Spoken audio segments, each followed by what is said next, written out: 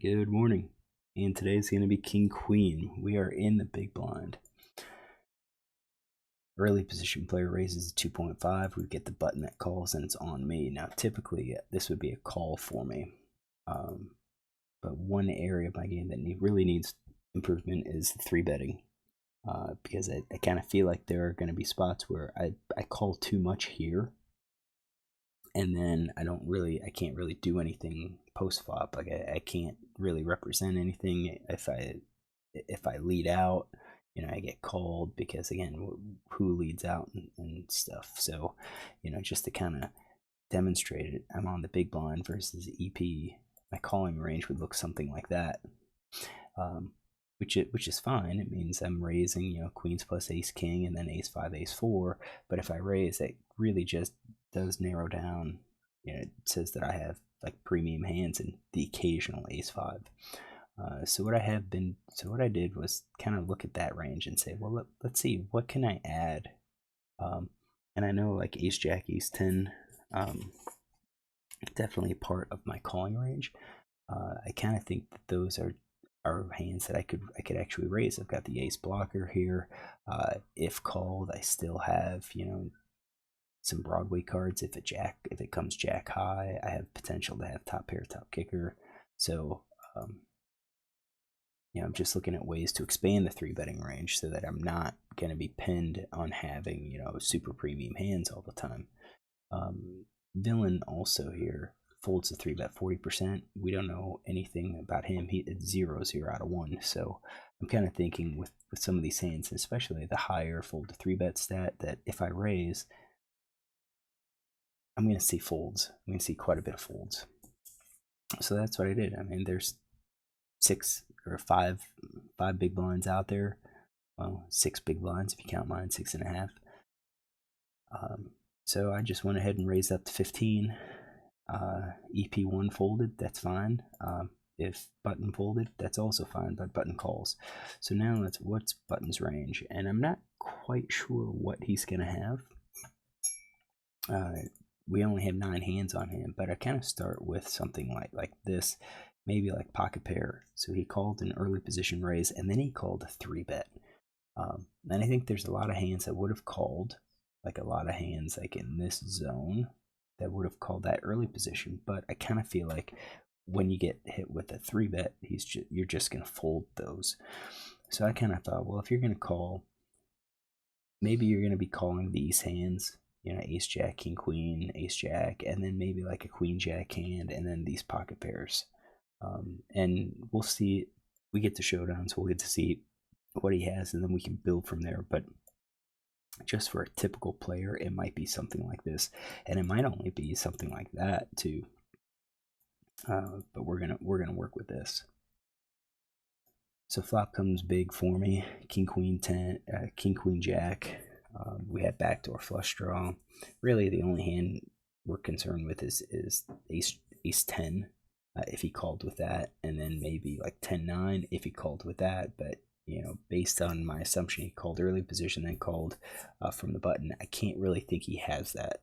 He could have trips, so jacks is a possibility, and then small percentage of the time queens and kings. I let out half pot. I 3-bet, so I think it's pretty standard. Just go ahead and continue.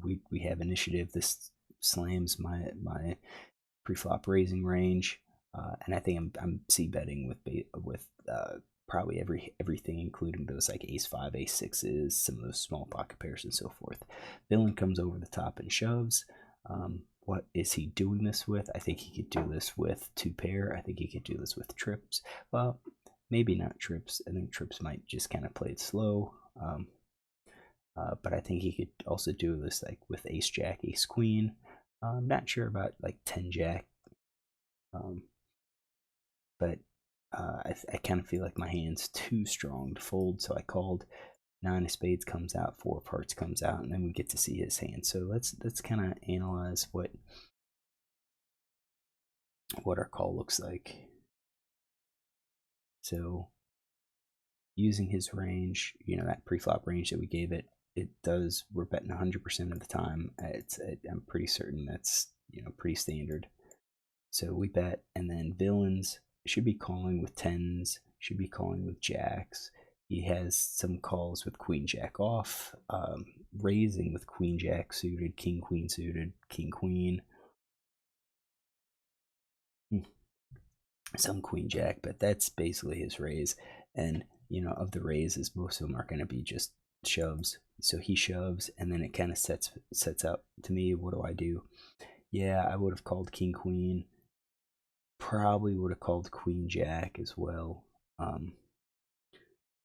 I think I probably would have been expecting a fold. Definitely calling trips, kings, queens, jacks. Not sure if I would have called aces or not. Or ace king, because once they come over the top, it's like if I have an ace, I've got the ace blocker. I think it's more likely that he has two pair at that point.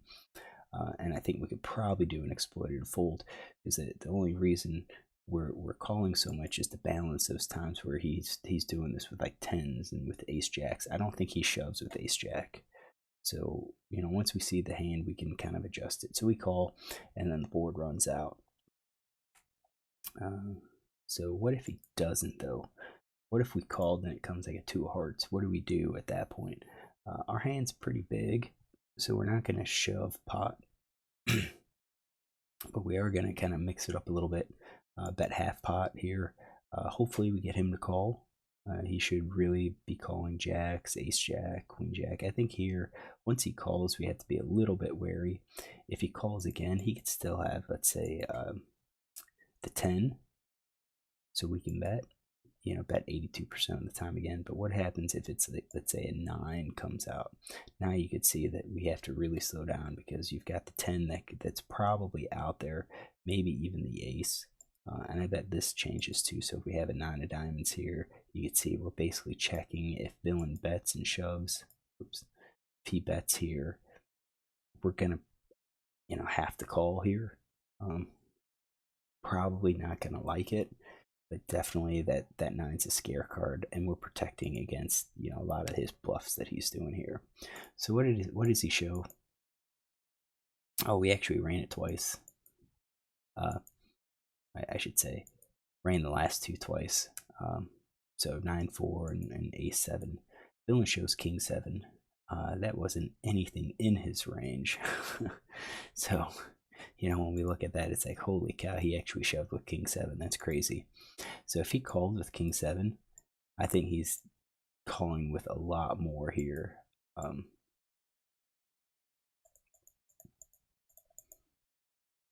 Maybe something like this. I think probably all those suited aces. King-7. Question of whether or not he has all the rest of the kings either, but he probably has these offsuit aces, at least these higher ones. Maybe just the offsuit broadways. Maybe these offsuit connectors. I'm gonna go give him all of those pocket pairs. Let's work on this.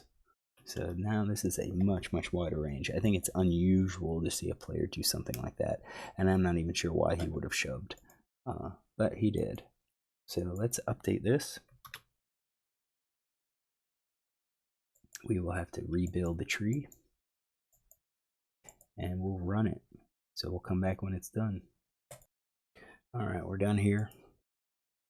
So go back to here. Against that wider range, we're still going to be betting most of the time here. We can mix in some checks. Some of the checks that we can mix in would be jacks and queens, ace queen, ace jack. Probably these, because we could be behind kings. We're probably going to be check calling here if he bets. Yeah, we're check calling there. But we don't have to always bet here. That's kind of an important point. We're mostly betting with our ace-4, ace-5. Those are the bluffs that kind of balance all of these big hands. We're betting aces. We're betting kings. It's the jacks and the queens that we're somewhat doing. Do we ever have a raise with them? Yeah, jacks can be a raise, a small percentage, and a queens can be a raise, a small percentage. So it's possible we can do that. But we bet, and then for villain to come over the top.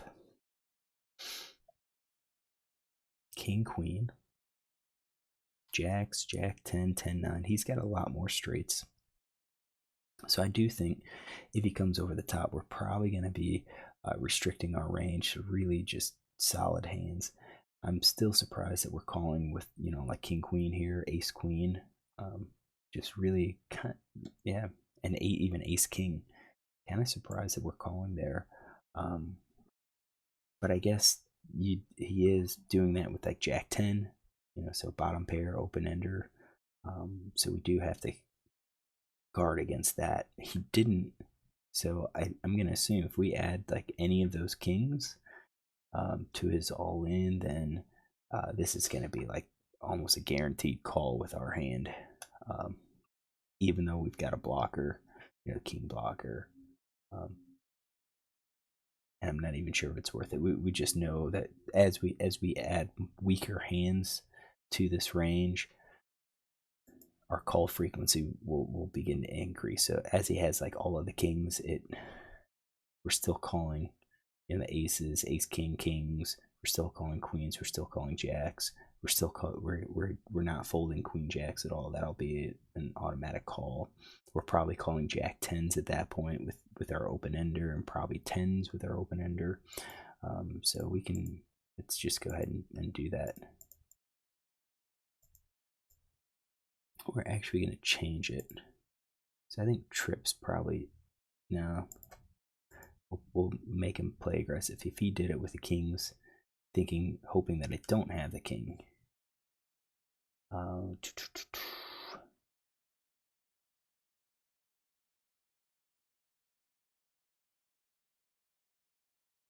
Yep, alright. We'll run the solver and we'll be back. Alright, finished off. So we're betting 76%, slightly less, but still king queens.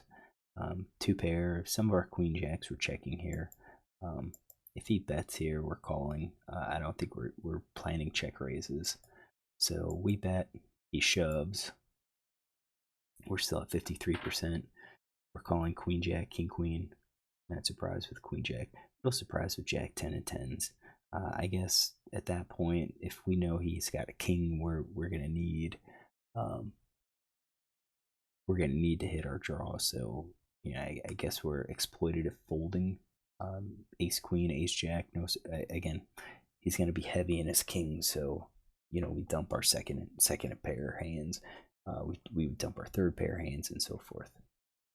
All right, so I think we're just gonna wrap it up. It was a pretty short hand. I won both of those. Ran it twice.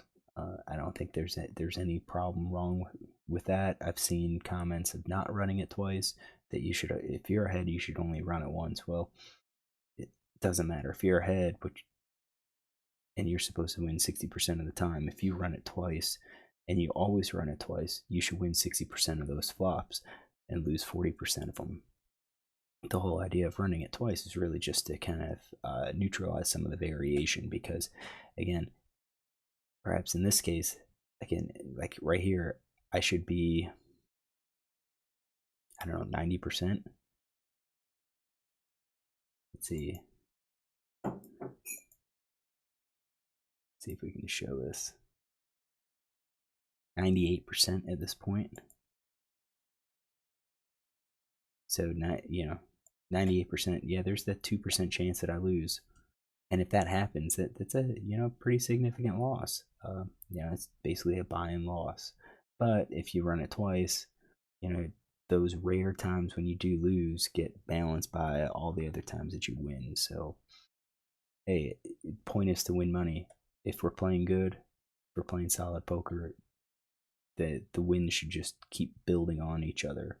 And if I can reduce the variation so I don't have as many of the peaks and valleys, hey, that's great. So, all right, hopefully you enjoyed this hand. If you did, look tomorrow for another.